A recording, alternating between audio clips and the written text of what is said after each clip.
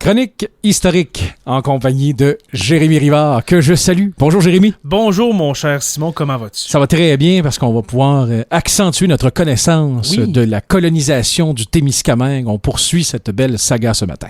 Oui, une dernière chronique, dans le fond, la deuxième partie sur la deuxième vague de colonisation dont j'ai parlé la semaine dernière. Mm-hmm. Et puis, on avait parlé dans le fond, j'avais fait un long préambule pour amener à la fondation de la municipalité de Moffett.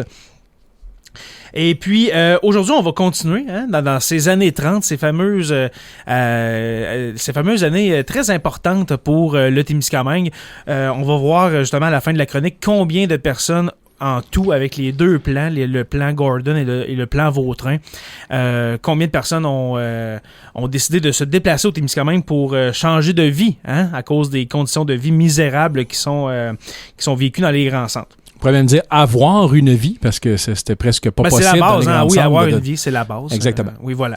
Alors, se nourrir, et puis, comme on a dit la semaine dernière, je vais commencer en parlant du plan Vautrin. Oui. Le plan Vautrin qui, dans le fond, j'en ai parlé un peu la semaine dernière avec Moffett, mais il va y avoir des compressions budgétaires du côté du gouvernement du Québec, et puis le plan Vautrin va être mis un peu de côté pour laisser la place au plan Gordon.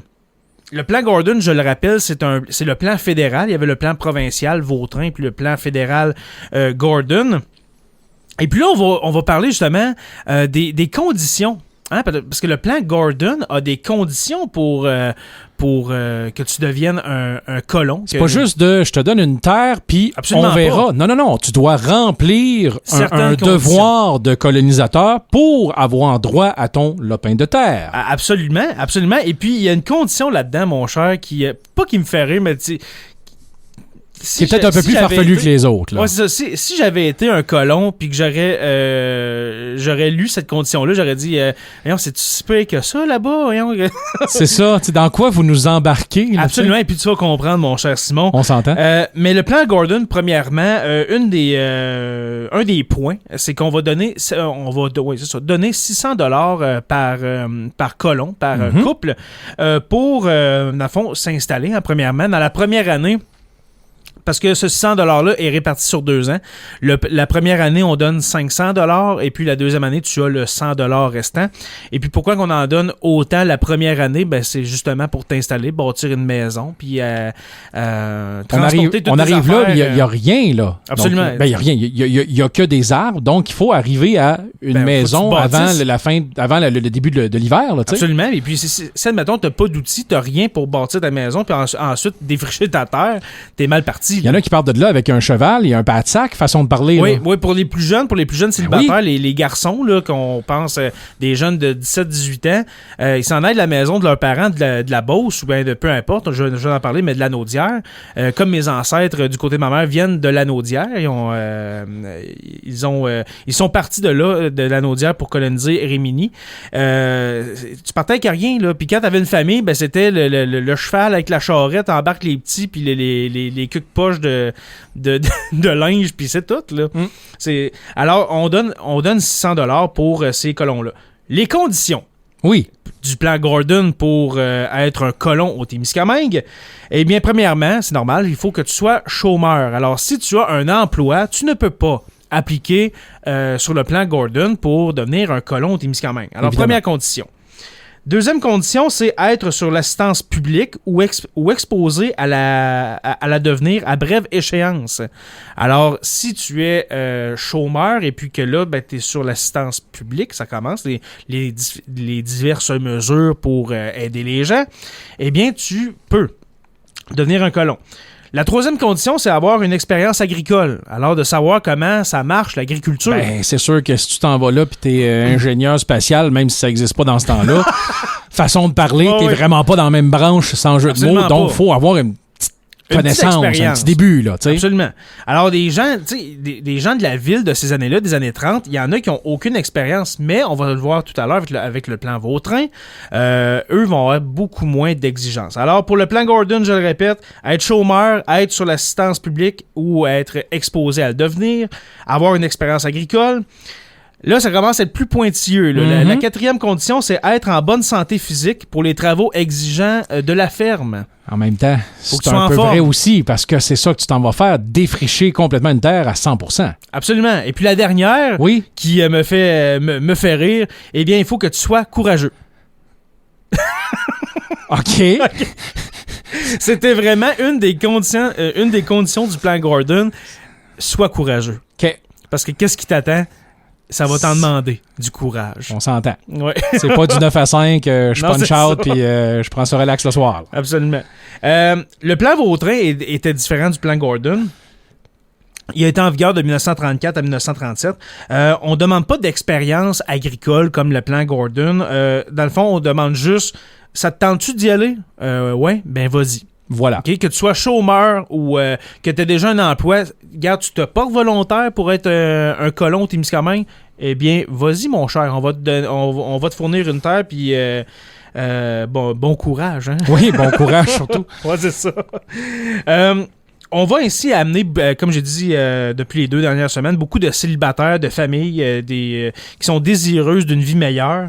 Le plan Gordon va permettre l'établissement des villages de Moffett, comme j'ai parlé la semaine dernière, en 1931, de Relais, là c'est plus Abitibi, mais je l'inclus, Relais et Montbéliard en 1932. Alors le plan Gordon va permettre, dans le fond, d'établir les bases de ces nouvelles municipalités-là. Le plan Vautrin, lui, va voir l'établissement, j'en ai parlé un peu à l'automne, mais des villages de Rimini aussi va permettre à Relais de se développer, 1935, aussi Rimini 1935, et puis de La Force en 1938. Et puis, en tout, avec ces 2 plans-là, le Témiscamingue va réussir, dans le fond, les 2 plans vont réussir à amener au Témiscamingue plusieurs centaines de familles dans les années 30. Et puis, ça va totaliser en tout, pendant cette décennie-là, 7000 personnes qui vont venir soit de la Beauce, principalement, Montréal aussi, principalement, des chômeurs des industries, Lanaudière, des gens aussi des Laurentides, d'un peu partout, mais surtout Montréal, Beauce, Lanaudière, qui vont quitter leur région pour tenter leur chance au Témiscamingue. Avec du courage. Oui, avec du courage. Beaucoup de courage. Alors voilà, mon cher Simon, pour ce matin. Je vous invite à aller aimer la page Facebook Sur la Terre des Hommes podcast pour d'autres choses que l'histoire du Témiscamingue. C'est sûr que je me concentre surtout, des fois ça peut arriver dans mes chroniques à CKVM que je vais vous parler de d'autres choses de l'histoire. Cet hiver, j'aimerais amener des mystères de l'histoire un peu, qui ne sont pas en lien avec notre région, mais quand même. Alors voilà, sur notre page Facebook, on en a. Notre podcast, bien sûr, qui est gratuit. Alors sur les applications Apple Podcasts, Spotify, Google Podcast, recherchez Sur la Terre des Hommes podcast et puis vous allez y avoir droit. Et puis notre Patreon pour terminer, le patreon.com/SLTDH pour nous encourager à la hauteur de vos moyens. C'est un montant par mois, 1, 2, 3 $ par mois. Alors je te dis à la semaine prochaine, Simon. La semaine prochaine, on va parler de Drave. Oh! Chronique historique en compagnie de Jérémy Rivard, que je salue. Bonjour. Bonjour, mon cher Simon. Comment vas-tu? Ça va très bien. On poursuit notre périple de la colonisation du Témiscamingue ce matin en parlant d'un métier extrêmement reconnu, mais malheureusement aussi extrêmement dangereux. Très dangereux. Un des métiers les plus dangereux qu'il y avait à l'époque, au dernier siècle. Au dernier siècle, un des métiers les plus dangereux et puis pas très bien payé, on s'entend, c'est le métier de draveur. Alors aujourd'hui, on va parler de drave, mon cher Simon, parce que dans les dernières chroniques, je vous ai parlé beaucoup de commerce de bois, de transport de gens, de marchandises. Le bois, on peut pas le transporter sur des... ça n'existe pas encore des 18 roues, là. Non, c'est ça. Exactement. Il n'y a pas de route. On a parlé dans une des dernières chroniques que les routes, ça a pris du temps avant qu'on les construise avant les années 1930. Il n'y a pas de route vraiment balisée au Témiscamingue. Alors, pour transporter le bois, on a la chance d'avoir une rivière, un lac, dans le fond, le lac qui se transforme en rivière des Outaouais, qui va directement dans les grands centres. Alors, Exactement. Pourquoi ne pas l'utiliser? Alors, ça va beaucoup faciliter le transport du bois, cette rivière des Outaouais. Mais pas seulement la rivière des Outaouais. J'ai parlé dans une des dernières chroniques que les camps forestiers, c'est pas à Ville-Marie. Hein, puis c'est pas nécessairement aussi autour du lac Témiscamingue, à Guigues, Notre-Dame-du-Nord. C'est à Béguélis, c'est dans le coin de Rimini, etc. Mais toutes les rivières de ces coins-là vont se déverser dans le lac Témiscamingue. Alors, c'est un système sanguin, les rivières au Témiscamingue. Alors, on coupe le bois, on l'envoie sur les rivières, et puis ça finit par arriver au lac Témiscamingue. Et puis, quand on parle de drave, on a l'image du draveur que le draveur est debout sur des billots de bois. Il fait à courir là, pour faire tourner faire tourner le fameux billot de bois. Le billot, oui. Hein? Oui, ça a existé. Hein? C'est certain que ce mode de drave-là a existé. Mais pour le Témiscamingue, c'était pas ça.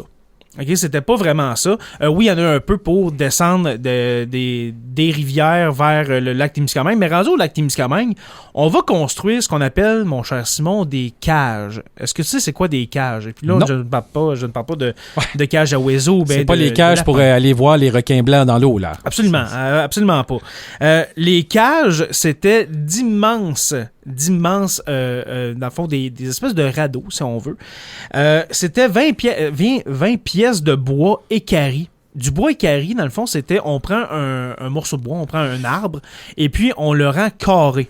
Okay. On le rend carré, et puis ça sert notamment à la construction navale, à la construction de maisons, etc. C'est des grosses pièces, c'est des beams, okay? C'est des poutres. Et puis, c'est ça, on prend 20 pièces de bois, on les attache ensemble, et puis on appelle ça une cage. Et puis, ça pouvait peser jusqu'à 40 tonnes. Wow. OK? Alors, ça forme ce qu'on appelle une cage. Et puis, ces cages-là vont être acheminées justement au lac Témiscamingue. Et puis, au lac Témiscamingue, encore plus que ça. Là, vous voyez l'espèce d'image, là, 40 tonnes de bois attachés ensemble qui descendent les rivières jusqu'au lac Témiscamingue. Rendu au lac Témiscamingue, on va prendre ces cages-là et puis on va les assembler ensemble. Jusqu'à 70 à 80 cages qu'on assemble ensemble. Wow. Et puis, ça va donner des radeaux d'environ 1500 pièces de bois qui va descendre le lac Témiscamingue, la rivière des Outaouais, jusqu'à Montréal et Québec. C'est immense. C'est immense. Je faisais la recherche pour cette chronique-là, Simon, puis j'essayais de m'imaginer 1500 pièces de bois équarri. C'est un quartier, là. Écoute, c'est un quartier résidentiel. C'est un quartier résidentiel de bois. Wow. Exactement. Et puis, pour dans le fond, diriger, si on veut, pour manœuvrer ces radeaux-là, qui est un assemblement de cages de bois, il y avait environ entre 20 et 40 hommes. Okay, qui dirigeait avec des rames, qu'on essayait de diriger avec des rames, et puis on descendait la rivière avec ça. Mais aussi, on installait un mât avec des voiles, comme avec les bateaux à voile, les grands bateaux à voile, pour utiliser le vent pour descendre la rivière. Et puis, tu as deviné, mon cher Simon, que ces radeaux-là, immenses, comme tu as si bien dit, qui sont de la grandeur quasiment d'un quartier résidentiel, on s'entend que les hommes qui sont là-dessus doivent dormir, doivent vivre. Alors, on installe des tentes, on se monte des tentes en toile là-dessus. La cuisine se fait directement sur le pont, hein, sur le bois. On n'a pas le temps d'arrêter sur une plage, puis on va repartir on se fait 2 œufs bacon, puis on part. Puis on repart, là, c'est ça. C'est tellement gros que non. Toute la vie se fait sur ce radeau-là. C'est une micro-société qui va se construire sur ces radeaux-là. Et puis, c'est ça. C'est de cette manière-là qu'on transportait le bois. Et puis, la semaine prochaine, je vais continuer à parler de ces fameux radeaux, parce que tu as deviné qu'il y a des obstacles. Hein? C'est pas une belle rivière tranquille jusqu'à Montréal. Là. Avec il y a des rapides. 2 kilomètres de large tout le temps, jamais de roche. croche, jamais de récif, pas de descente, pas de montée, ça s'en va tout le temps avec une petite pente de 10%. Non, c'est pas de même que ça marche. Là. Il y a des obstacles, surtout des rapides, qu'on pense aux rapides de la Chine. Oui. Alors, qu'est-ce qu'on faisait? Avec 1500 pièces de bois attachées ensemble. J'en parle la semaine prochaine, mon cher Simon. Alors, la semaine prochaine, on va parler de ça, de cette suite de la Drave au Témiscamingue. Pour terminer, notre page Facebook, la page Sur la Terre des Hommes podcast, pour voir notre contenu et puis nos publications souvent sérieuses, mais souvent très drôles. Oui. On essaie d'en mettre des pas pires. Notre Patreon aussi, pour nous encourager financièrement à hauteur de 2-3$ par mois, c'est le patreon.com/SLTDH. Et puis, je vous dis à la semaine prochaine.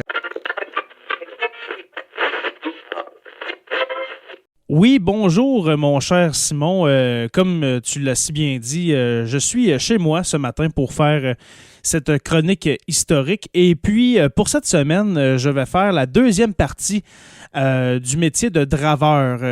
Dans le fond, la semaine passée, on a parlé un peu du flottage du bois en général au Témiscamingue dans la première moitié du 20e siècle. Et puis, cette semaine, on va parler plus précisément du métier, alors la vie au quotidien de ces draveurs-là. Alors, je vais faire un peu un résumé de qu'est-ce que j'ai dit la semaine dernière concernant le flottage du bois. Ça commençait environ au printemps, vers le mois de mai, aussitôt que les glaces se retiraient des rivières et puis des lacs. Et puis, se terminait au mois de septembre. Alors, c'est plusieurs mois dans l'année pour le métier de draveur. Alors, premièrement, les milliers de billots de bois qui étaient coupés pendant l'hiver sont envoyés dans les rivières un peu partout au Témiscamingue. Et puis, dans le but d'atteindre le lac Témiscamingue. Et puis, un des premiers aspects du métier de draveur, eh bien, c'est bien sûr de faire en sorte qu'il n'y ait pas de motons de bois, des embâcles, comme on les appelle, alors qu'il n'y ait pas d'embâcles de billots de bois sur les rivières pour provoquer un bouchon. Alors, les draveurs devaient surveiller ces embâcles-là, et puis aussitôt qu'il y avait un embâcle, eh bien, ils devaient le défaire soit à bras ou bien en utilisant parfois des explosifs, alors de la dynamite, quand c'était trop pogné, comme on dit. Ensuite, les conditions de vie sont quand même difficiles pour les draveurs. Je vais vous lire une description des conditions de vie de nos chers draveurs par Augustin Chénier, qui en a fait une très belle description dans ses notes historiques du Témiscamingue. Alors, voici ce qu'il disait. La période du flottage était pour les voyageurs la plus rude, en même temps que la plus périlleuse de sa dure vie. Passer des journées entières à rouler sur des billes flottantes, se jeter jusqu'à la ceinture dans l'eau glacée du printemps, pour faire suivre des pièces récalcitrantes, parcourir sur de longues distances les rives enchevêtrées des ruisseaux, enfonçant jusqu'aux genoux dans une vase gluante ou butant sur un corps mort, pendant que la longue gaffe se cherche un chemin à travers les aunais, aller jusqu'au milieu de rapides impétueux, libérer le train de bois arrêté dans sa descente par un obstacle invisible, risquer de s'engouffrer avec les billes dans la vrille d'un remous, demeurer tout le jour trempé jusqu'à la ceinture avec la perspective de reprendre, le lendemain, dans les mêmes habits humides, les mêmes travaux et les mêmes périls. Telle était la vie de nos draveurs pendant 2-3 mois et plus. Alors vous voyez les conditions de vie que ces hommes avaient. Alors parfois, ça arrivait que leurs vêtements n'avaient pas le temps de sécher.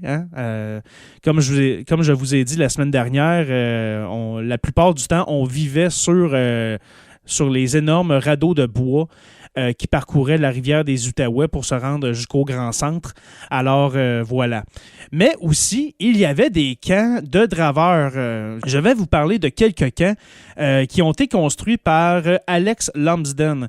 Je vous en avais parlé il y a plusieurs semaines d'Alex Lumsden, qui est un riche homme d'affaires qui est un peu le père de la foresterie au Témiscamingue.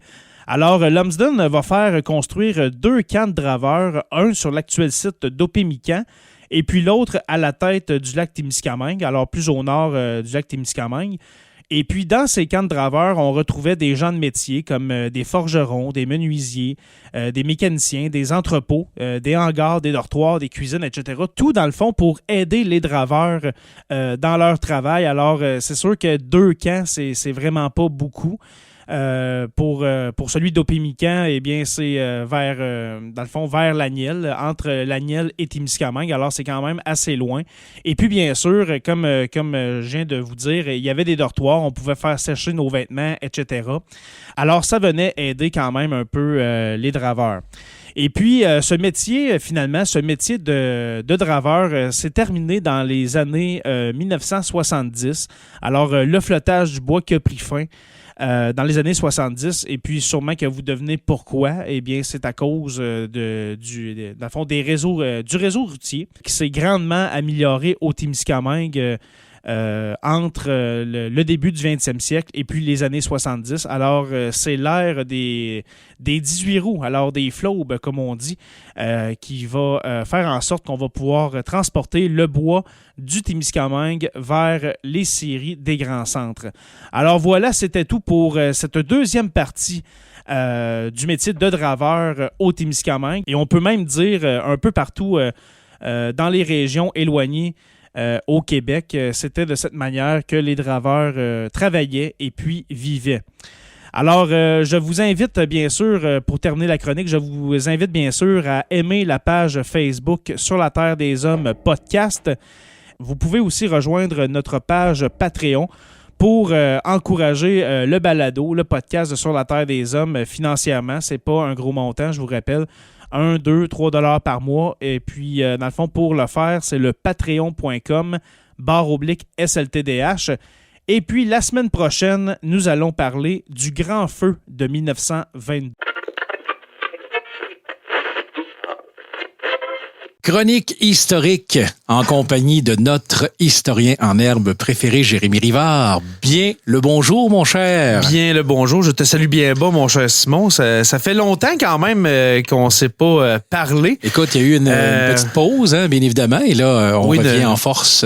Une pause forcée. Oui, voilà. Dû à la COVID. Alors... Écoute, toute bonne chose a une fin, hein? Faut revenir. Oui. C'est le fun que tu dises que la COVID, ce soit une bonne chose, mais...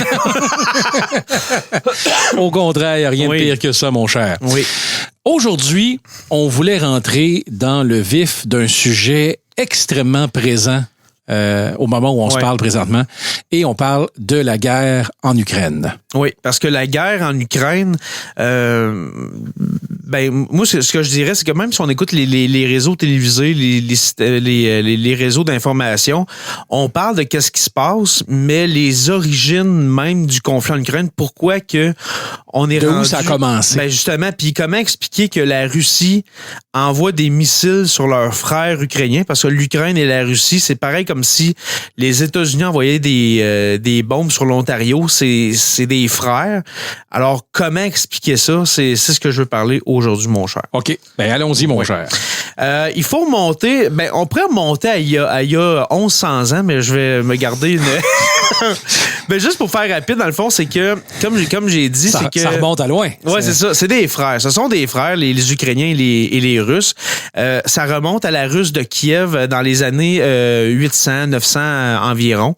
Et puis voilà. Dans le fond, je vais sauter un grand bout parce que je pourrais faire 3 chroniques là-dessus. Mais je veux vraiment parler de l'après-Deuxième Guerre mondiale. Parce que après la Deuxième Guerre mondiale, dans le fond, on assiste, si on veut, à une escalade entre les États-Unis et l'Union soviétique, qui est, dans le fond, qui est l'ancien nom de la Russie, et de plusieurs pays, comme les pays baltes. Là, on parle de l'Estonie, la Lettonie, la Lituanie.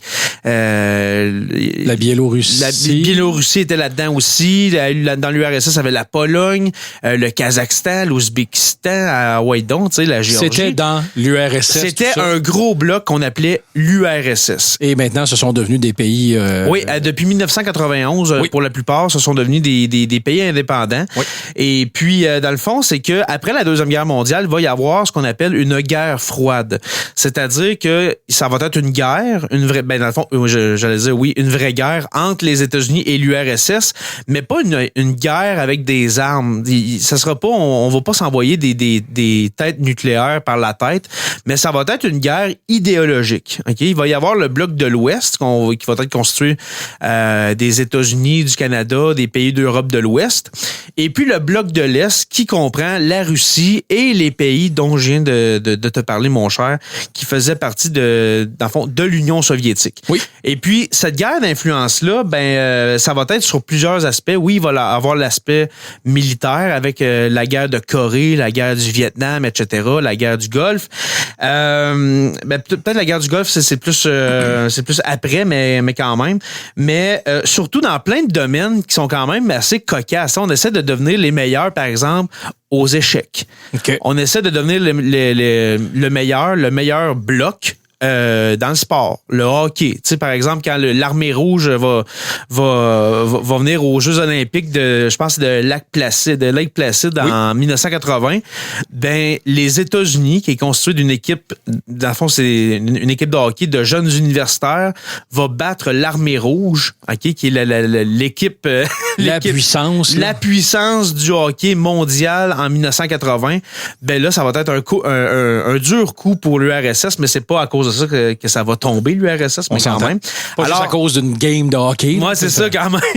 Mais dans plusieurs sphères comme ça, et surtout aussi dans l'influence politique. De montrer notre supériorité. Oui, de montrer que le capitalisme du côté de l'Ouest supplante le communisme de l'URSS. Ouais. Ça va se transposer dans des pays d'Afrique. On va essayer d'amener des pays africains dans notre giron. Ça va être quelque chose. Moi, je l'ai pas vécu. Je sais pas si toi, tu as des petits souvenirs. Je suis en 81, là, j'étais tout jeune. J'en ai entendu parler plus que je l'ai vécu, on s'entend. Alors, tu avais 10 ans à la chute de l'Union soviétique, on s'entend. Oui. Alors, comme j'ai dit, le but, c'est de montrer que c'est qui le meilleur, dans le fond.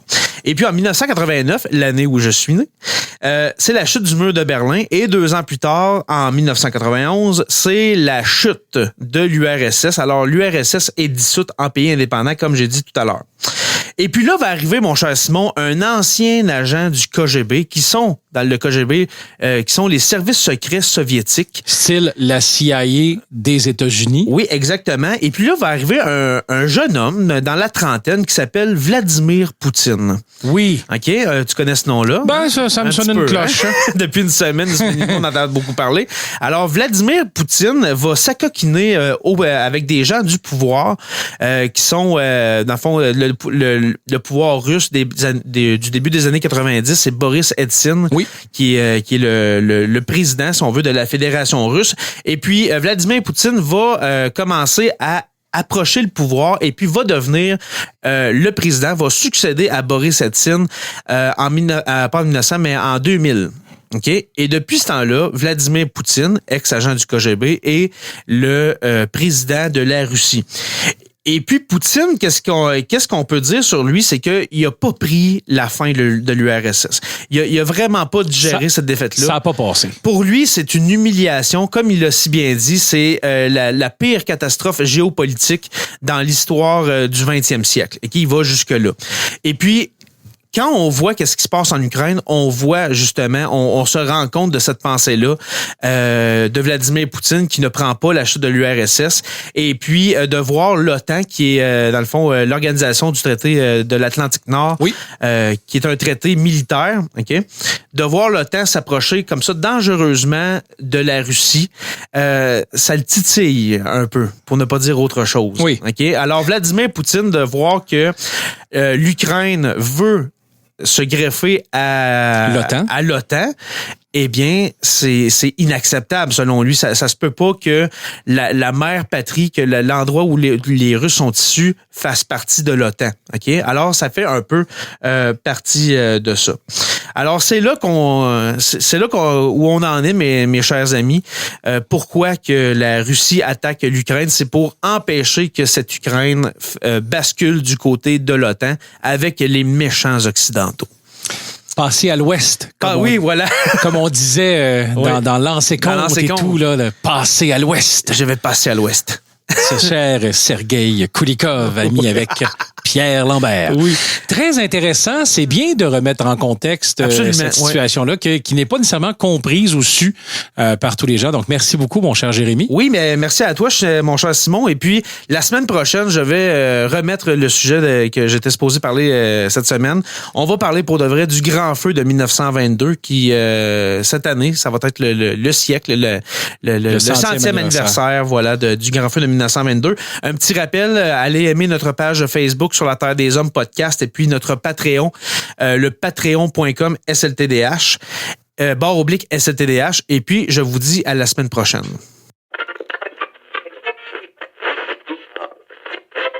Chronique historique en compagnie de Jérémy Rivard. Bien le bonjour, Jérémy. Bonjour, mon cher Simon. Comment vas-tu? Ça va très bien. Aujourd'hui, on s'attaque à un sujet connu, reconnu, oui, et qu'on va réapprendre à découvrir aujourd'hui, c'est-à-dire ce tragique grand feu de 1922. Oui. Le grand feu de 1922, ça fait plusieurs semaines que je vais en parler parce que je me souviens quand j'étais petit, j'entendais des gens parler, surtout des personnes plus âgées, disant il y a eu un feu quand j'étais petit. Là, tu sais, ça fait vraiment longtemps que on m'a dit ça. Mais il y a eu un feu quand j'étais petit, puis ça traversait le lac. Puis tu sais, moi j'avais l'image, ça a traversé le lac, le feu a passé par-dessus l'eau. OK, par-dessus, ouais. J'avais, tu sais, l'image de l'imaginaire, quand on est jeune, des fois, ça peut déplacer les montagnes, façon de parler. Donc, Exactement. Comme mon père me disait quand j'étais jeune aussi, des fois, les polices se cachent. J'avais l'impression vraiment qu'ils étaient cachés dans le bois. mais tu sais, l'image que les enfants peuvent se faire. Alors, le grand feu de 1922, c'est ça. J'ai décidé de rechercher là-dessus pour voir c'était quoi vraiment les événements du grand feu de 1922. Ça part du Témiscamingue ontarien, OK, dans le coin de North Cobalt, Ellebury, etc. Et puis, vraiment, c'est un feu. C'est en octobre, début octobre 1922. C'est un grand feu que réellement, on a l'impression que ça a traversé le lac dans le sens que c'est parti du Témiscamingue ontarien. Ça a suivi à New Lescard, Judge, Notre-Dame-du-Nord, le petit Nedlec. Ça vraiment, c'est un feu qu'en quelques jours, là, ça a été incroyablement destructeur. Là. OK? Et puis, en 1922, c'est important de dire que on est encore à la période de colonisation du Témiscamingue et québécois et ontarien. Alors, qui dit colonisation dit on coupe du bois, hein? On fait des bûchers, exactement. On dit que l'été 1922 et puis septembre aussi 1922 ont été très, très secs. OK? Il a fait très chaud, très sec. Il y a eu peu de pluie. Bien évidemment, ça n'a pas aidé. Ça n'a vraiment pas aidé. Et puis, on a l'habitude dans ce temps-là, mais même encore aujourd'hui, on fait des bûchers, mettons, proche des camps de chasse, etc., les compagnies forestières. Mais on n'a pas idée à cette époque-là que quand il fait aussi sec, qu'il n'y a pas de pluie, que ça peut être vraiment destructeur. Okay? On n'a pas encore cette idée-là. Et puis, c'est ce qui va arriver, justement. On met le feu à ces bûchers-là, le vent pogne, et puis c'est terminé. OK, c'est vraiment terminé. Comme j'ai dit, ça se propage, OK, de Ellebury jusqu'à Notre-Dame-du-Nord. On a rapporté des vents, OK, tiens-toi bien, mon cher, de 100 à 130 km/h. Le feu pouvait bien voyager à 130 km/h, imagines-tu? 130 km/h. On s'entend qu'avec la chaleur, ça peut attiser justement, ça peut remplir les vents. Hein? Braise ou attiser voyage trop vite, trop loin et va aller partir un autre feu qui va s'étendre. Exactement. Et les feux se rejoignent. À un moment donné, là, ça n'a pas le choix. Exactement. Alors, c'est ça, des vents de 100 à 130 jusqu'à 130 km/h, un feu incontrôlable. Et puis, je veux vous lire, pas toi, mais je veux vous lire un homme qui a vécu les feux de 1922 qui s'appelle Hilaire d'Anfous, ou s'appelait Hilaire d'Anfous, qui a vécu le grand feu de 1922. Puis, je veux vous en lire un peu de son récit, de son témoignage. Il dit la désolation est à son comble. Vers les 15h30, 16h, à cause de la fumée, il fait noir comme en pleine nuit. Mais le feu ne s'arrête pas là. Parti d'Ellesbury, il continue son chemin destructeur vers Belle-Vallée, Notre-Dame-du-Nord et Nedlec, saute la rivière des 15 pour se propager, dans Notre-Dame-des-15. Wow. Comme à Ellesbury, le vent souffle à une vitesse de près de 130 km à l'heure. Le grand feu fait son apparition dans les propriétés de Élie Marcoux, aujourd'hui propriété de Madame Denis, et dans le rang Cossette, à la ligne interprovinciale ou le Petit Nedlec. Dans le rang Cossette, seule la propriété de M. Trefflé-Laforge est épargnée et toutes les familles du rang s'y réfugient. À Judge, en Ontario, le feu brûle presque tout sur son passage. Alors, vous voyez comment que c'est inarrêtable. 130 km/h, c'est la même vitesse qu'une tempête tropicale ou presque. Là, c'est juste en dessous d'un ouragan. Là. Ben, c'est ça, c'est quasiment un ouragan, absolument. Absolument. Wow. Un autre passage, on dit, il dit la désolation est grande, il y a des pleurs, des cris, des lamentations. C'est triste à voir et à entendre. Vers 18 heures, le vent vire nord-ouest. Ça sauve le nord du village, mais fait brûler le côté est jusqu'à la rue Desjardins. Là, on parle de Notre-Dame-du-Nord, je crois. Entre-temps, à cause des vents qui sont très forts, le vent saute la rivière et continue ses ravages du côté de Notre-Dame-des-15. Les débris enflammés, oui, se multiplient. Le feu est partout. C'est l'enfer. Je lisais ça, là, ce témoignage-là, Simon. Là, j'avais l'impression de voir l'enfer. Là. Il fait noir à cause de la fumée. C'est parce que c'est rendu intense. Là. On n'est pas dans un film où on voit un beau feu et la fumée monte en l'air. La fumée reste, stagne dans l'air. Exactement. Avec le vent. Et là, tu vois plus rien. Donc, il n'y a rien de beau.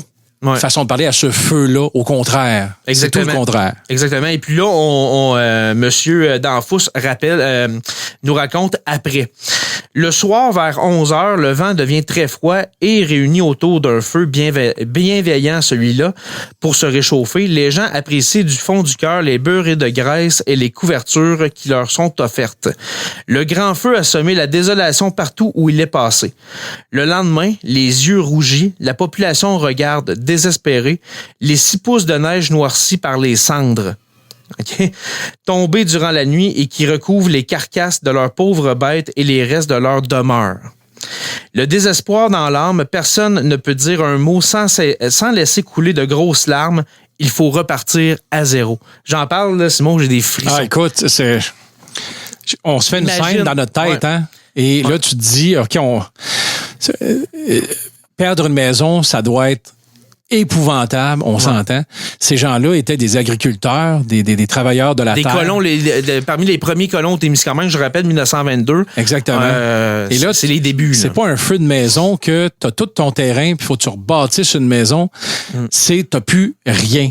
Exactement. Le bétail est mort, la terre est brûlée. La maison est à terre, la grange est à terre. Cultivable pour l'instant, il n'y a plus rien. Et là, c'est pas je vais aller rester chez ma sœur. Non. Ta sœur aussi, tout a brûlé. L'autre voisin a brûlé. La rue au complet a brûlé. Là. C'est ça. Ça doit être tellement désastreux. Ouais. Vraiment. Wow. Alors, c'était le témoignage de M. Hilaire Danfous qui a vécu le grand feu de 1922. Et puis, cette année, en octobre, ça va être, je le rappelle, le 100e anniversaire du grand feu. Alors voilà, c'était tout pour aujourd'hui, mon cher Simon. Merci pour ces difficiles mais très importants souvenirs. Oui, et puis je suis content d'avoir justement recherché là-dessus. Je n'ai plus l'image maintenant d'une grande langue de feu qui passe par-dessus le lac Témiscamingue. Alors on a les vraies informations. J'ai fait mes recherches. Voilà. Pour terminer, la page Facebook, si vous voulez aller aimer la page Facebook de Sur la Terre des Hommes, c'est la page Sur la Terre des Hommes podcast. Notre Patreon aussi, patreon.com/SLTDH. Et puis, je vous dis à la semaine prochaine. Chronique historique en compagnie de notre historien préféré, Jérémy Rivard, que je salue bien bas. Bonjour. Bonjour, mon cher Simon, comment vas-tu? Tu le sais, ça va toujours bien quand t'es là. Oui. Mais t'as pas dit cette semaine notre historien en herbe? J'ai dit notre historien préféré. Ouais, c'est ça, mais je suis encore en herbe. Ben, moi, je trouve que ça fait un petit bout que tu le fais. Fait que d'après moi, tu dois être plus en pousse qu'en herbe. Ouais, en fleurie, là. Je bourgeonne. Exactement. Qu'est-ce que tu nous apportes comme superbe sujet cette semaine? Ben pour les 2 prochaines semaines, mon cher Simon, on va aller ailleurs un petit peu. J'ai beaucoup parlé du Témiscamingue dans les dernières semaines. C'est sûr, j'ai parlé de la guerre en Ukraine, etc. Mais on va aller vers l'homme au masque de fer. Est-ce que tu connais cette histoire-là de l'homme au masque de fer? Le comique qu'on écoutait étant plus jeune... Un comique? Ben, un comique, une émission quand on était jeune qui existait avec l'histoire des mousquetaires et l'homme au masque de fer. Oui, c'est quelque chose qui passait là, à la télévision, puis on regardait ça là, il y a un lien. Souvent, effectivement. Puis moi, c'est de ça que je connais l'histoire de l'homme au masque de fer et le film avec Leonardo DiCaprio. Justement, oui. Alors, ça, moi, c'est ce que je connais de l'histoire de l'homme au masque de fer, mais sans plus. L'homme au masque de fer, ben parlons premièrement du film L'homme au masque de fer de 1998. C'est un des premiers films historiques que j'ai écouté. Okay. Et puis, je te dirais, à l'âge de 10 ans, pour un petit gars de 10 ans, c'est un de mes films favoris. Ah, j'ai adoré, moi. L'homme au masque de fer de DiCaprio. Avec DiCaprio, t'as la date de John Malkovich. Écoute, t'as Jeremy Irons qui joue Aramis et Gérard Depardieu qui joue Porthos. Donc, et ça, c'est pas rien, là. Oui, mais Gabriel Byrne qui joue aussi D'Artagnan. C'est excellent. Et puis, ce film-là est directement relié à l'histoire de l'homme au masque de fer, mais à une théorie sur l'identité, parce que l'homme au masque de fer a vraiment existé. Oui, mais on n'a jamais mis le doigt exactement avec des faits vérifiables de savoir c'était qui exactement. C'est qui l'homme au masque de fer exactement? Ben, c'était ma chronique, mon cher Simon. Alors là, on sait pas. On se retrouve la semaine prochaine, voilà. Ben exactement, c'est que on ne sait toujours pas en 2022 qui était l'homme au masque de fer, mais l'histoire a été popularisée par un certain Alexandre Dumas, qui était un auteur, un écrivain. Qui a notamment écrit aussi... y avait-tu les 3 mousquetaires? Ou non, le comte de Monte Cristo, Alexandre Dumas. Oui, le comte de Monte Cristo, absolument. Et puis, il y a aussi le vicomte de Bragelonne. Oui. OK, le vicomte de Bragelonne, c'est dans le fond, c'est dans ce roman-là qu'on retrouve l'histoire de l'homme au masque de fer, qui lui le dépeint comme étant le frère jumeau de Louis XIV. Alors, c'est le film de 1998. Un certain Philippe, le frère jumeau de Louis XIV. Alors, il y aurait eu Louis qui aurait été choisi comme roi, et puis Philippe, le deuxième jumeau, qui a été choisi, dans le fond, pour vivre dans l'oubli. Excusez-moi. Et puis, tout ça commence, mon cher Simon, dans les années 1680, à peu près, 1678-1680. Pendant le règne de Louis XIV, le roi Soleil, on entend la rumeur dans ces années-là, ça c'est la vraie histoire que je vous raconte, là. On entend la rumeur d'un mystérieux prisonnier qui serait affublé, si je peux dire, d'un masque de fer, et puis on ne comprend pas pourquoi au juste. Et puis, il est enfermé à la prison de Sainte-Marguerite. Oui, Sainte-Marguerite, qui est une petite île, dans le fond, sur la mer Méditerranée. Alors, on entend parler d'une rumeur d'un mystérieux prisonnier. Il y a un masque de fer. Pourquoi? C'est qui? Etc. On ne le sait pas. Et puis, cet homme au masque de fer est sous la surveillance pendant toute son incarcération d'un homme qui s'appelait Monsieur de Saint-Maur. OK. 5 mars, là, mais on dit Saint-Maur, qui est un proche, si on veut, de Louis XIV, qui va être plus tard transféré à la prison de la Bastille comme gouverneur. Mais on dit à M. de Saint-Maur, il faut que tu surveilles cet homme-là, il ne doit pas parler à personne, Simon. C'est quelque chose. Là. Ah, c'est pas rien. Tu le sais que tu as quelque chose à cacher quand tu entends. Justement. Faut pas que cette personne-là entre en contact avec personne d'autre. Exactement. Alors, on ne veut pas qu'il soit en contact avec des gens. On ne veut pas qu'il dise la vérité, qu'il dise ce qu'il sait. C'est parce que le mystère, c'est son identité. Alors, c'est certain que c'est justement pour son identité qu'on l'empêche de parler. Alors, M. de Saint-Maur va escorter comme ça l'homme au masque de fer, Simon, pendant 40 ans. Wow. 40 ans à côté d'un prisonnier ou à la sortie de sa cellule, OK, pour, dans le fond, le surveiller. Et puis, étrangement, côté cellule, côté incarcération, l'homme au masque de fer était pas...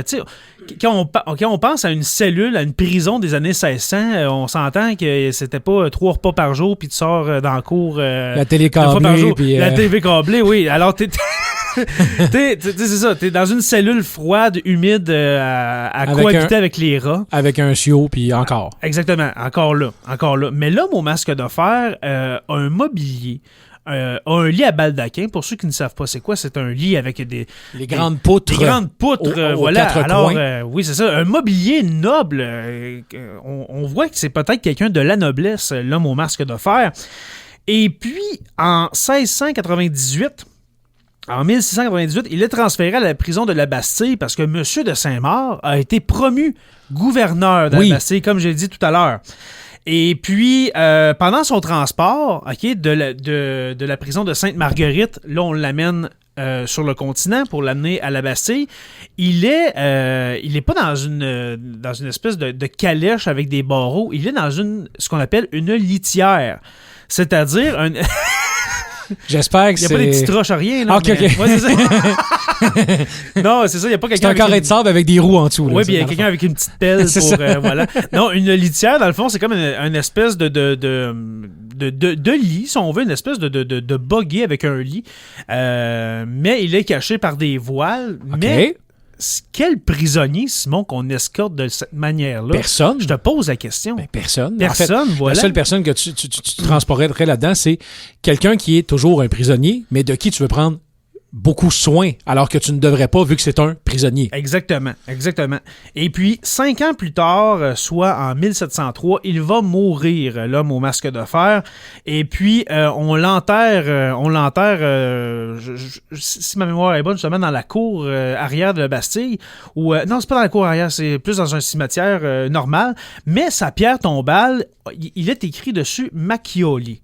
Macchioli ou Macchioli, ça dépend parce que là, l'écriture commence à s'effacer tranquillement, mais Macchioli, on se demande c'est quoi ce nom-là. Il n'y a personne dans l'entourage de Louis XIV qui a ce patronyme-là, Macchioli.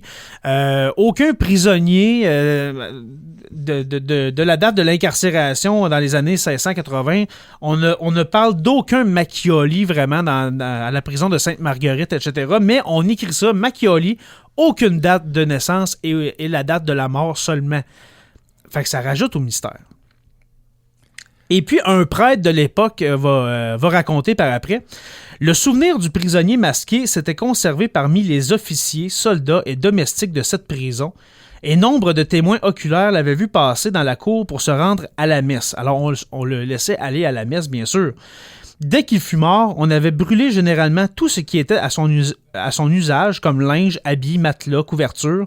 On avait regratté et blanchi les murailles de sa chambre, changé les carreaux et fait disparaître les traces de son séjour de peur qu'il n'eût caché quelques billets ou quelques marques qui eût fait connaître son nom. Alors ça, c'est un prêtre contemporain de l'homme au masque de fer. Alors quand il est mort, on a retapé la cellule où est-ce qu'il était dans les dernières années, dans les dernières 5 années, reblanchi les murs, vérifié s'il n'y avait pas des petits papiers pour dire c'est mon nom. J'étais là, c'était moi. Il n'y a rien, Simon. Alors, il n'a laissé aucun indice de son identité. Et puis, on croit qu'il a été emprisonné environ, c'est ça, la date officielle c'est 1680, mais on va même pousser jusqu'en 1669. 1669. Donc, il a été emprisonné pendant 34 ans. L'homme au masque de fer. Et puis, il y a deux personnes, peut-être une sur M. de Saint-Maur, mais peut-être deux, qui sait, peut-être Louis XIV, le roi de France, le roi Soleil en personne. Alors, voilà, mon cher Simon, la semaine prochaine, on va parler des théories. Là, on a parlé du frère jumeau, mais pas beaucoup. Mais on va parler des nombreuses théories sur l'identité de l'homme au masque de fer la semaine prochaine. J'ai déjà hâte. Super. Merci. Ça fait plaisir, mon cher Simon. Et puis, n'oubliez pas d'aller aimer la page de Sur la Terre des Hommes, la page Facebook Sur la Terre des Hommes podcast. Et puis, notre Patreon, si vous voulez nous encourager, le patreon.com/STDH. Alors, à la semaine prochaine, mon cher. Chronique historique avec notre historien en herbe bourgeonnant, Jérémy Rivard. Bonjour. Oui, en lien avec la semaine dernière. Ben oui, écoute, quand je disais en herbe, c'est quand on commence. C'est le printemps qui arrive. Je pense que ça fait longtemps que tu commences, donc voilà. Notre chroniqueur historique bourgeonnant, Jérémy Rivard, bonjour. Bonjour, mon cher Simon, comment vas-tu? Ça va très bien, surtout qu'on entre dans la deuxième partie de cette superbe chronique et de ce sujet que j'aime beaucoup, qui est l'homme au masque de fer. Un sujet passionnant. mon cher Simon. Là, mon masque de fer. La semaine dernière, j'ai un peu expliqué quelle était l'histoire de cet homme au masque de fer qui, je le rappelle, a réellement existé. Oui. Et puis, on s'est attardé à une tangente de la possibilité. C'est ça, mais pas trop. Hein. J'en ai parlé un peu en début de chronique la semaine dernière, mais là, on va vraiment s'attarder aujourd'hui pour terminer cette série de deux chroniques sur les théories, justement, concernant l'identité de l'homme au masque de fer, parce que c'était quelqu'un, là. C'était qui était ce possible noble qui était enfermé, je le rappelle, pendant presque 35 ans. Presque 40. C'est une vie, mon cher Simon, enfermé dans... c'est ça, embarré dans un masque de fer, c'est quelque chose.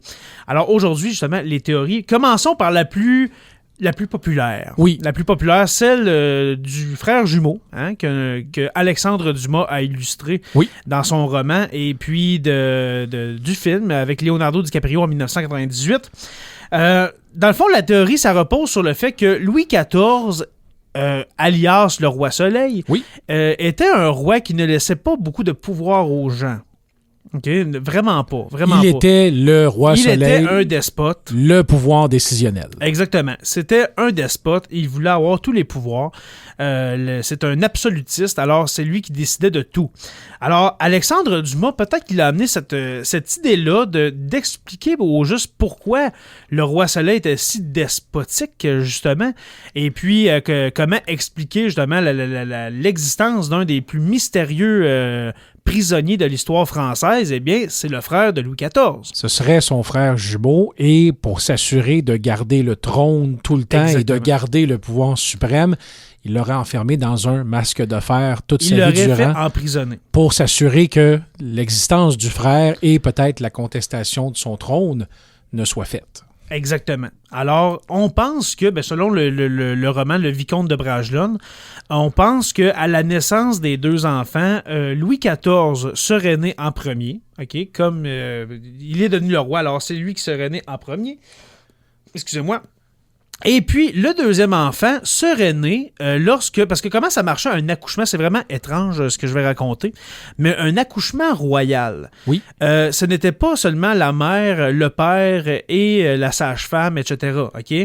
Comment je dirais ça? Les gens qui étaient présents lors de l'accouchement. Les membres de la cour du roi, qui pouvaient se compter par dizaines, littéralement, assistaient à cet événement incroyable qui était la naissance du futur monarque. Oui. Alors peut-être qu'à l'accouchement, il y avait 50 personnes qui regardaient Anne d'Autriche, qui était la mère de Louis XIV, qui la regardait accoucher. Mais quand le bébé était né, on partait avec et on allait fêter l'événement. On partait et puis on laissait maman avec les sages-femmes pour terminer. Voilà. Alors, on pense que peut-être l'enfant, le deuxième, serait né quelques minutes dizaines de minutes plus tard. Exactement, quelques minutes plus tard. Après que les gens soient partis. Lorsque la cour serait tous partis. Alors, c'est pour ça qu'on n'aurait jamais su qu'il y aurait eu un frère jumeau de Louis XIV. Alors, ça explique pourquoi. Les gens autour, là, la sage-femme, peut-être un des hauts hommes du roi à l'époque, tout ça, qui a voulu garder ça secret. Même peut-être le roi, on pense que Louis XIII lui-même n'aurait jamais été au courant, toujours selon le livre Le Vicomte de Bragelonne. Même Louis XIII n'aurait jamais été au courant. On aurait placé le jeune prince, le dauphin, le deuxième, on l'aurait placé dans un monastère pour avoir une éducation monastique. Et puis que lorsque Louis XIV aurait pris les rênes de la France, ayant appris par sa mère qu'il avait un frère, aurait ordonné son incarcération et puis aurait fait affubler son frère d'un masque de fer. Alors ça, c'est la première théorie, qui est très exotique, qui est très fantasmique, je te dirais. C'est tiré d'un conte, on s'entend. Mais c'est beau comme histoire. C'est vraiment beau comme histoire. Quoique c'est très... c'est pas beau pour le gars qui a le masque, dans le sens que l'histoire racontée donne un peu un sentiment de merveilleux. C'est merveilleux, absolument. La deuxième théorie, ça serait un fils illégitime de Louis XIV. Ah? Louis XIV, mon cher Simon, aurait eu un fils illégitime avec l'une de ses servantes. OK. Et puis l'enfant qui serait né de cette servante-là, en vieillissant, ressemblait beaucoup, mais beaucoup à son papa. à Louis XIV. Et puis Louis XIV, à l'adolescence, l'aurait fait éloigner de la cour, des alentours de Versailles. Et puis, à l'âge adulte, l'aurait affublé du masque de fer pour pas qu'on ne voie son visage. Parce qu'il ressemblait beaucoup, je dis bien, au professionnel, il ressemblerait beaucoup à son papa. Okay? Mais ça se tient encore, ça théorie. Ça se tient comme théorie. Alors, c'est ça. Ça serait le fils illégitime qui ressemble beaucoup à son père. Et Dieu sait comment il y a des fils qui ressemblent à leur papa. Alors, Louis XIV aurait fait enfermer son propre fils pendant 34 ans. Et puis, la dernière qui... mérite d'être mentionnée. Mérite d'être mentionnée, et puis qui est la plus plausible. Les historiens pensent... ont tendance, je dirais, à pencher vers celle-là. Et encore plus que le possible frère de Louis XIV? Le frère, le fils. OK, encore plus que ça. Encore plus que les deux autres. Oui. La troisième et dernière pour aujourd'hui, c'est l'histoire de Nicolas Fouquet. Nicolas Fouquet était un membre de la cour du roi. Aucun lien de parenté, il n'y a aucune chance que Nicolas Fouquet devienne roi, rien, il n'y a rien de ça. C'est un membre de la cour de France, surintendant du roi de surcroît, mon cher. Et puis, c'est ça, c'était un noble. Et puis, on raconte que Fouquet, qui avait des moyens pas aussi extraordinaires que le roi Louis XIV, mais quand même, aurait organisé, mon cher Simon, à son château personnel, une fête si grandiose, avec feu d'artifice, banquet démesuré. Où est-ce que le roi Louis XIV lui-même a été invité? C'était si grandiose, si parfait que Louis XIV, dans un élan de jalousie, aurait fait enfermer Nicolas Fouquet.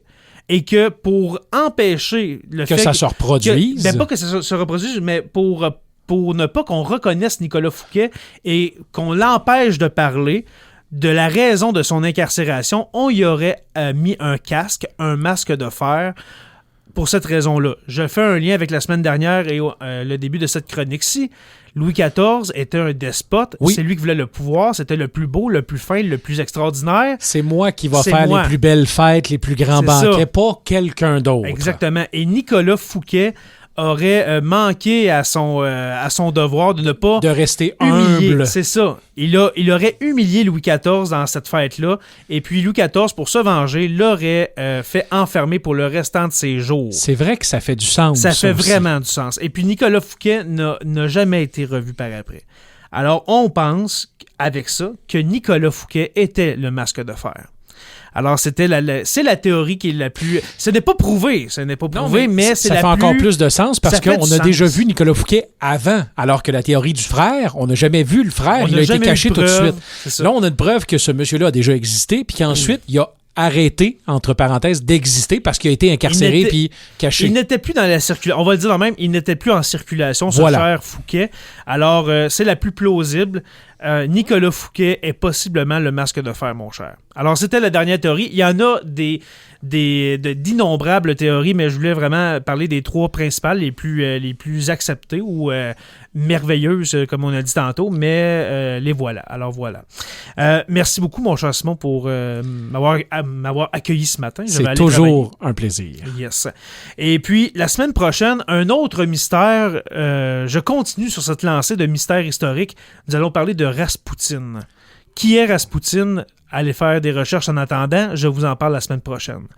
Et puis, pour vous laisser, je vous invite à nouveau à aller aimer la page Facebook sur la Terre des Hommes podcast et puis le Patreon pour nous aider financièrement avec le podcast, le patreon.com/SLTDH. Alors, à la semaine prochaine, mon cher. Chronique historique en compagnie de notre historien en herbe, Jérémy Rivard. Bien le bonjour, mon cher. Bonjour, mon cher Simon. Aujourd'hui, tu nous amènes dans quel univers? Je t'amène dans la Russie de la fin du 19e, début 20e siècle. OK. Mon cher Simon. On va parler d'un personnage très énigmatique. Connais-tu Raspoutine? Est-ce que ça te dit quelque chose? Oui, bien la toune disco de Bonnie M, là. Oui, bien justement, peut-être que je vais te la demander en demande spéciale la semaine prochaine. Pourquoi pas? Oui, parce que ça a un lien. C'est vraiment une chanson sur le personnage que je vais vous présenter aujourd'hui qui s'appelait Grigori Efimovitch Raspoutine. OK, qui est né en 1869 en Sibérie et puis qui est mort en 1916 à Petrograd en Russie.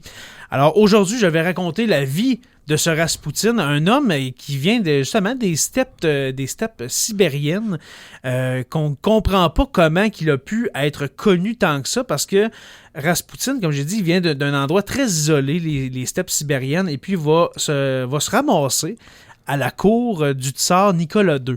Okay? Et puis, on va expliquer aujourd'hui comment il a pu se rendre jusque-là. Rien de moins. Rien de moins. Et puis, son existence même va amener la révolution russe de 1917-18. Alors, c'est vraiment un personnage très important dans l'histoire russe, ce Grigori Raspoutine.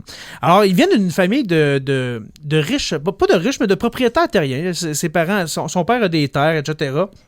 Alors, Raspoutine, la famille Raspoutine est très aisée par rapport aux autres Sibériens, si je peux dire, même les autres Russes de cette époque-là. Mm-hmm. Dans son enfance, il va vivre par contre un épisode très traumatisant. Il va tomber dans le lac gelé. Il va transpercer la glace et puis il va faillir mourir. Lui et son frère vont tomber dans ce lac-là et puis vont survivre.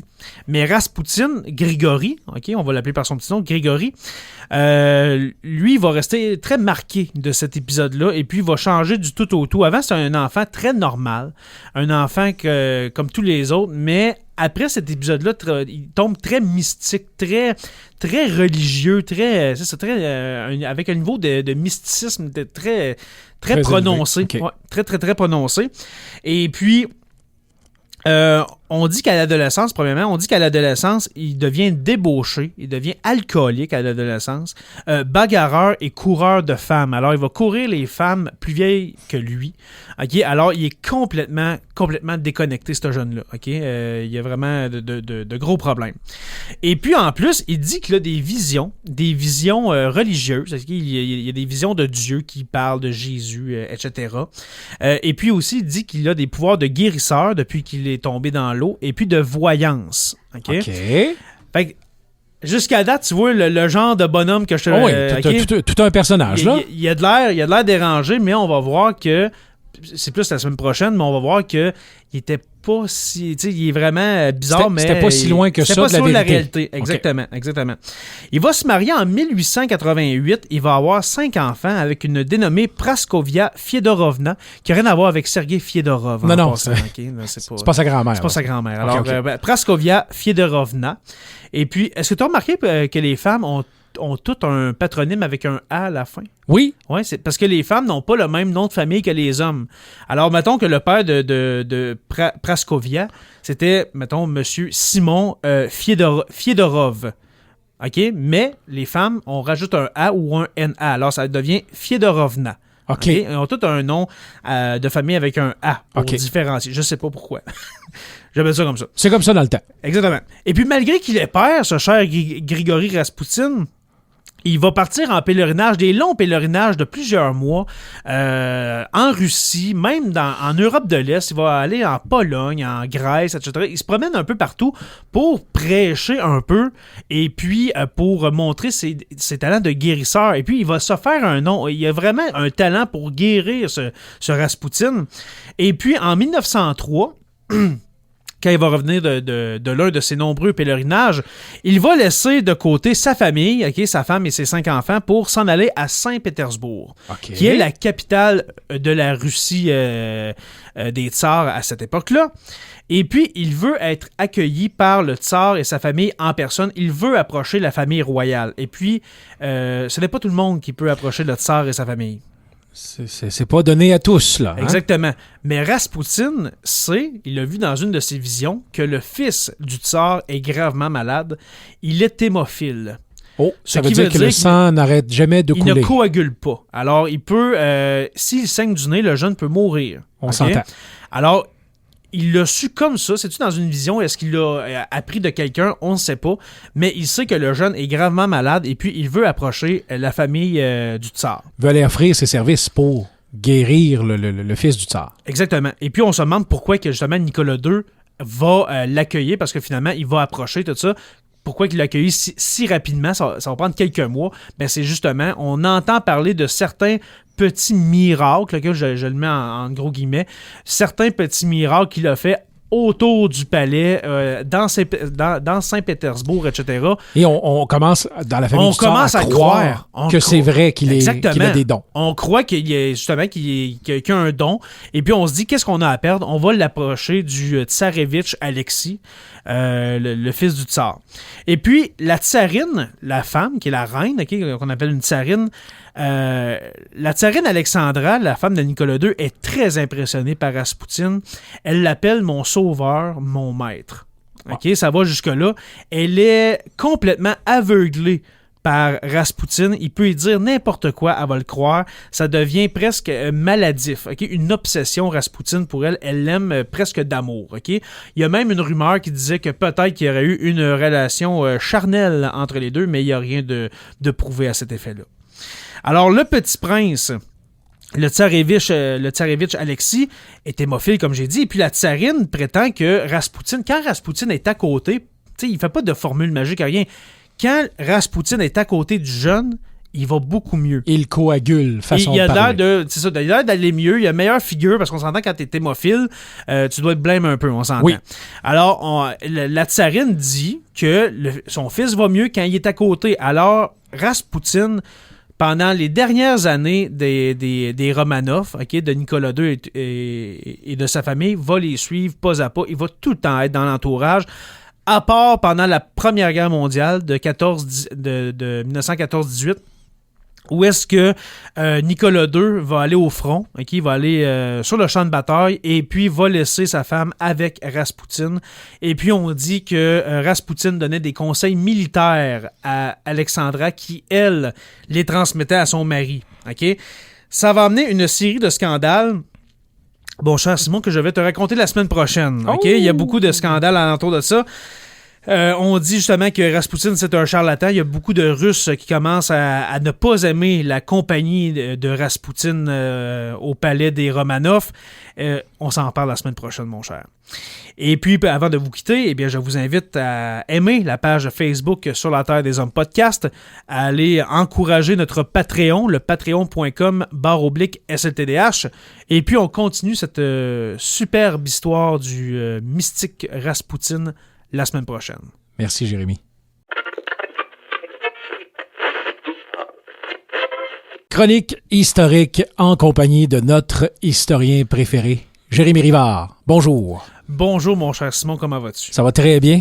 Nous entrons dans la deuxième partie de la fabuleuse épopée de l'histoire qu'est ce personnage russe nommé Raspoutine. Oui, et puis, juste avant de continuer l'histoire de Raspoutine, j'aime beaucoup, Simon, c'est cette formule-là de un sujet, deux matins. Ben, ça nous permet effectivement de mieux décortiquer et d'approfondir le sujet. Lorsque le sujet se traite mal dans un 5 à 7 minutes condensé, on essaie de les tirer en deux, justement pour bien décortiquer le sujet. C'est plus intéressant, ça donne un peu plus de détails. Oui, exactement. Alors, voilà, comme tu as dit, on fait la deuxième partie de ce Raspoutine, Grigory, hein, si vous vous en rappelez. Grigory Raspoutine, ce Sibérien d'origine qui finit tant bien que mal à quitter les steppes sibériennes pour se rendre directement au palais du tsar Nicolas II à Saint-Pétersbourg. Alors, juste pour faire un petit rappel de la fin de la dernière chronique, Raspoutine est à Saint-Pétersbourg, accumule ici et là les petits actes miraculeux de guérison. De guérison, exactement. Et puis, la tsarine entend parler de ce mystérieux homme sibérien qui est dans sa ville depuis quelques semaines, quelques mois. Et puis, elle demande à le voir pour son fils, Alexis, le tsarevitch, qui est hémophile. Je vous rappelle, c'est quoi l'hémophilie? C'est quelqu'un qui ne coagule pas. Alors, si tu saignes du nez, tu peux en mourir. Okay, ça va jusque-là. Et puis, comme j'ai dit aussi la semaine dernière, après quelques manipulations, si on veut, on voit que Raspoutine a de l'effet sur ce jeune-là. Le jeune homme a l'air de mieux mieux se porter, plus d'énergie, etc. Alors la tsarine ne va que jurer devant ce Raspoutine qui commence à déranger la cour russe et puis les Russes, la population en général. Parce que là, on se rend compte qu'un simple mendiant, un simple guérisseur, on commence à le traiter de charlatan, a du pouvoir presque... Sur la plus haute dame. C'est ça, presque un pouvoir politique même sur, la plus haute dame qui est la tsarine Alexandra, mais aussi sur Nicolas II. Parce qu'il lui procure même des conseils de guerre, militaire. On se rend compte que Raspoutine donne des conseils militaires parce que lui, il dit, dans ses visions, il voit que la Russie s'en va vers un malheur et puis que si le tsar ordonne telle manœuvre, ça n'arrivera pas. OK. Je vais vous lire tout à l'heure une prédiction de Raspoutine, qui s'est réalisée. On parle que c'est un charlatan, etc. Mais c'est vraiment étrange ce que Raspoutine va dire parce que on est à la veille d'un événement très, très, très sanglant en Russie, en 1917-18. On va en parler tout à l'heure. Alors, ce Raspoutine, comme j'ai dit, est dans l'entourage du tsar. Et puis, la tsarine Alexandra l'appelle mon maître, mon sauveur, etc. Et puis là, on se rend compte que Raspoutine, malgré ses talents de guérisseur, de stratège même, de voyance, tu te souviens, la semaine passée, je te racontais un peu son adolescence. Oui, qu'il avait mal tourné alcoolique, coureur de jupons quand il était adolescent. Là, on parle d'un jeune de 13-14 ans qui court après madame. Problème de comportement. Oui. Ça va vraiment pas bien. Puis Raspoutine, quand il prend de l'alcool, eh bien, ça empire. Il vire fou, en bon québécois. Il vire fou complètement. Et puis, il demande à la tsarine Alexandra de lui fournir, si on veut, des femmes. Alors, elle va accepter, pas sous la contrainte, mais quand même, va dire que répondre à sa demande. Oui, exactement. Va dire que Raspoutine, pour entretenir ses talents, doit faire ça. Alors, c'est un scandale en Russie à cette époque-là, mon cher Simon. Et puis, ça finit par se savoir. Et puis, en 1916, des politiciens vont accuser Raspoutine et Alexandra d'être des comploteurs avec l'Allemagne. Je vous rappelle, en 1916, on est en guerre mondiale. Oui. L'ennemi de la Russie, des tsars, c'est l'Allemagne. Oui. L'Allemagne du Deuxième Reich. Et puis, l'affaire, c'est que Alexandra, la tsarine, n'est pas russe. Non. Elle est allemande. Tiens donc. Elle est allemande, c'était pour sceller une alliance qu'on a marié Nicolas II il y a plusieurs années, et puis la tsarine Alexandra, pour unir la Russie et l'Allemagne, pour faire bon ménage. Mais là... Donc, on suggère qu'elle pourrait comploter avec le camp adverse. Ben exactement, parce que là, Raspoutine donne des conseils militaires. Alors là, on pense que la tsarine a encore dans son cœur son Allemagne adorée, et puis complote contre la Russie, ce qui était absolument faux en passant. Et puis le surnom qu'on va trouver à la tsarine, c'est tout simplement l'allemande. Alors, c'est la reine, la tsarine, et puis elle se fait traiter d'allemande. Alors, ça commence à mal aller en Russie. Et puis là, le 16 décembre 1916, on commence à organiser, si on veut, dans l'entourage du tsar et puis dans la noblesse russe, l'assassinat pur et simple de Raspoutine. On veut s'en débarrasser. On veut s'en débarrasser. On se rend compte que en bon québécois, c'est un paquet de troubles. Oui. Qu'il est en train de semer la discorde dans la famille royale, dans la noblesse, et puis il faut s'en débarrasser. Et puis, dans le fond, qu'est-ce qu'on va faire? C'est qu'on va dire à Raspoutine, on aurait besoin de toi pour aller soigner la nièce de la tsarine Alexandra. Alors, à telle date, tel endroit, viens nous rejoindre, la nièce va être là, et puis tu vas pouvoir mettre en branle tes talents de guérisseur. Oui. Et puis, il accepte. Alors, le 16 décembre 1916, au soir, Raspoutine va se rendre dans une maison de nobles, et puis on y sert des petits gâteaux, une coupe de vin, etc., qui a été préalablement, mon cher Simon, empoisonné au cyanure. Oh. Et puis, ça, c'est un poison très, très... Cyanure, c'est mortel en dedans de 2 secondes. C'est ce qu'on dit souvent, la pilule de cyanure qui est cachée sous la langue, de certains soldats ou agents secrets. Il suffisait de la croquer, puis en l'espace de quelques secondes, on meurt. Exactement. C'est peut-être 5 secondes, puis c'est la mort instantanée. Oui. On va en mettre un petit peu, quand même, dans le repas, si on veut, de Raspoutine, dans les petits gâteaux, des petits cupcakes, dans sa coupe de vin. Il ne meurt pas, Raspoutine. Il a comble de surprise pour le camp adverse. Oui, il avait l'air juste chaud. OK? C'est tout. Exactement. Là, on est comme... Qu'est-ce qui se passe? Stupéfait. Parce qu'on en a mis quand même une bonne quantité. Oui, assez c'est ça. Pour en tuer 3 hommes en même temps. Il ne meurt pas, Simon. Il a juste l'air en état d'ébriété. Okay? J'imagine que dans le camp adverse... Est-ce que quelqu'un en a mis? Mais oui, il y en a eu. Okay? Et c'est là que j'imagine qu'on commence à penser peut-être qu'effectivement, il est vraiment un guérisseur qui est en train de s'auto-guérir, façon de parler. C'est ça, là, on commence à se dire, est-ce que c'est vraiment une espèce de messie, quelque chose? Il ne meurt pas avec du cyanure. Alors, on fait ni une ni deux. On y tire une balle dans la tête. OK? C'est un certain Yusupov qui va sortir son arme et lui tirer une balle, pas en pleine tête tout de suite, mais une balle en plein cœur. OK. Il tombe par terre, se relève. On lui tire une balle, c'est tous des événements qui se sont passés. Il tire une balle en pleine tête, il continue à gémir, Simon. Cyanure, balle dans le cœur, balle dans la tête, il continue à gémir.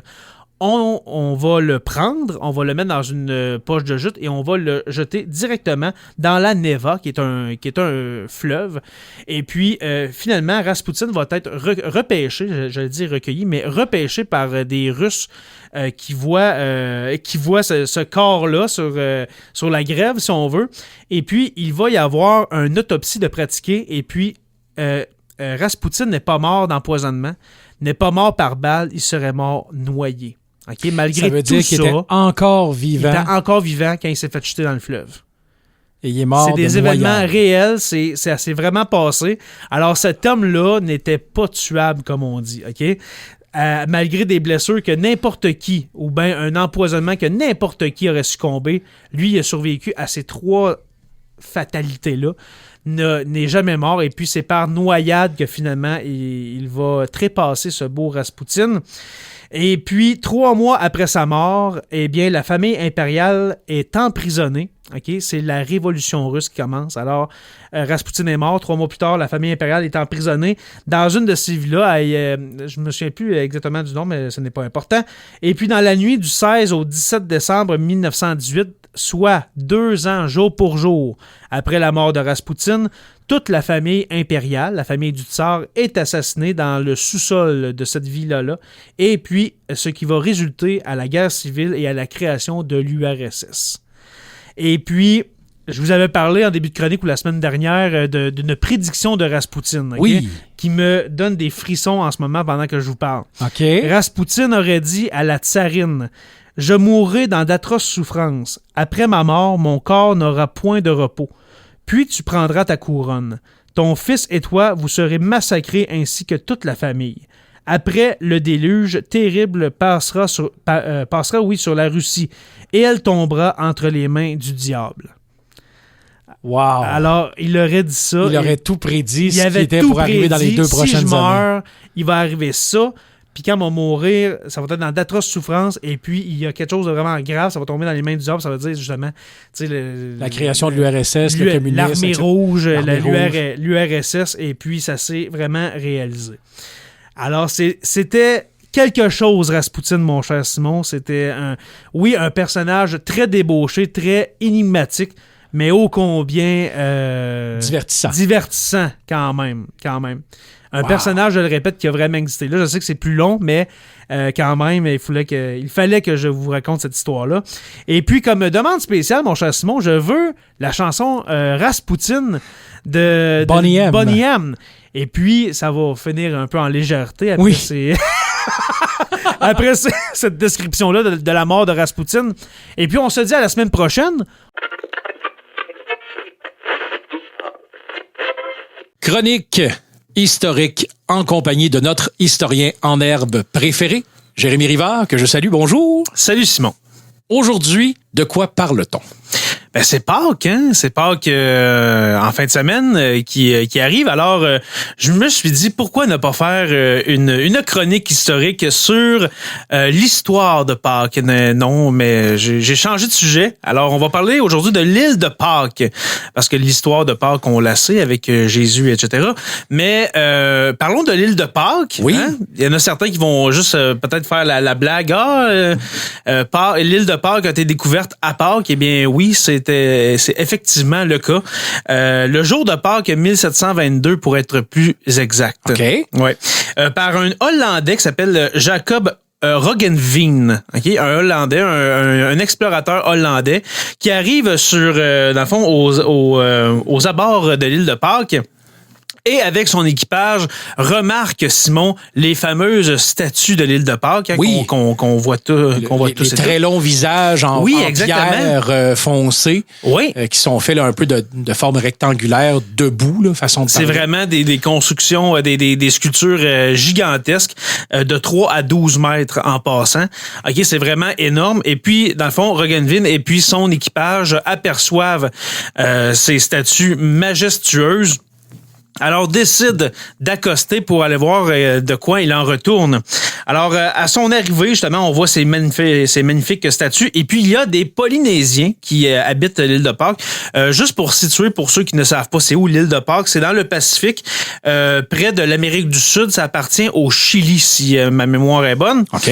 Et puis, voilà. Alors, il y a des Polynésiens qui habitent déjà l'île, quelques dizaines. OK? Il y a vraiment pas beaucoup de monde. Puis là, on se demande pourquoi. Tu sais, justement, c'est vrai que c'est une île très isolé, mais quand même. Mais en communiquant avec ces Polynésiens-là, on se rend compte qu'ils disent que c'est pas eux qui ont sculpté les fameuses statues de l'île de Pâques, qui parlent d'un ancien peuple qui aurait vécu là il y a 6, 7, 800 ans.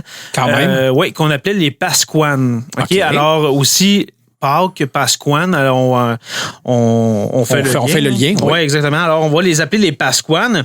Puis là, 6, 7, 800 ans, on s'en va aux alentours de l'an 1000. Exactement, moins, oui, exactement. Et puis les Pasquanes, peut-être qu'ils ont été là même avant, on parle de quasiment 1200 ans avant l'arrivée de Roggeveen et puis de son équipage. Alors, c'est quand même un peuple qui a vécu là des siècles.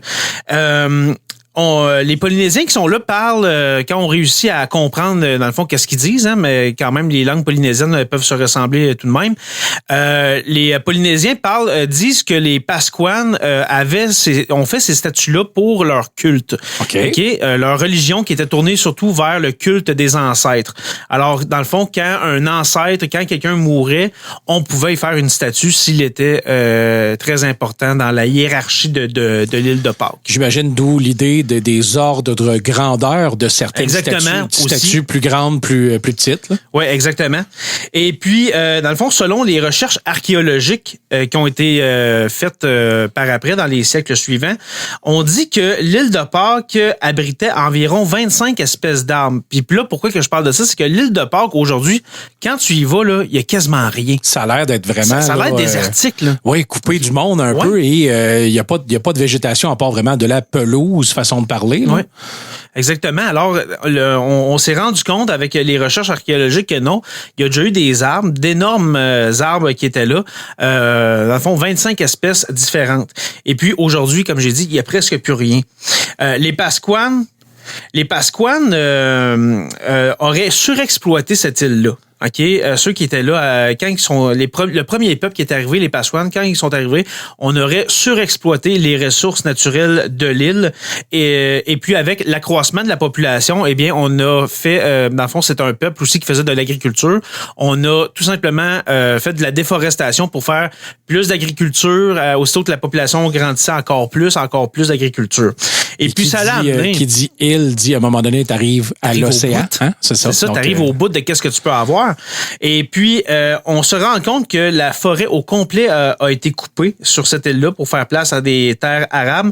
Le sol, en déforestant, en dessouchant, etc., a connu une très forte érosion. Ok. Alors, à un moment donné, le sol ne pouvait même plus être cultivé. Et puis, les Pasquanes seraient tout simplement disparus. On dit même que qu'est-ce qui se passe en ce moment avec la manière que l'homme exploite les ressources naturelles de la planète, on dit que l'île de Pâques est un peu une espèce de prélude à qu'est-ce qu'on peut faire à l'échelle de la planète. OK? Parce qu'en surexploitant notre petite île, qui est notre terre, eh bien, on pourrait faire comme les Pasquanes. Alors, ils sont disparus de cette manière. Et puis, les statues qu'on appelle, j'ai oublié de le dire, mais qu'on appelle les Moai. Okay? Moai. Les Moai, les grandes statues. Il y en a environ 1000, Simon. Okay. Tant que ça? Oui, 1000 statues, mais comme j'ai dit, qui jouent autour de 3 à 12 mètres. 3 mètres, c'est vraiment énorme. Mais imagine 12. 12 mètres.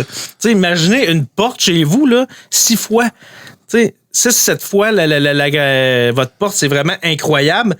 Et puis voilà, dans le fond, c'est l'histoire de cette île de Pâques, justement.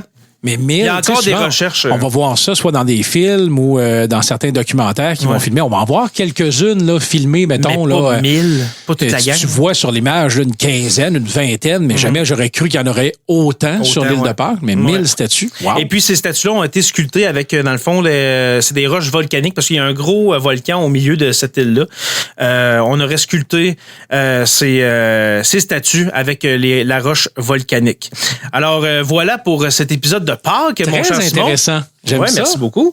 Et puis, la semaine prochaine, on commence un gros dossier. On rentre dans un gros sujet. Ça va être énorme, OK? Ça va être quasiment tout le mois de mai.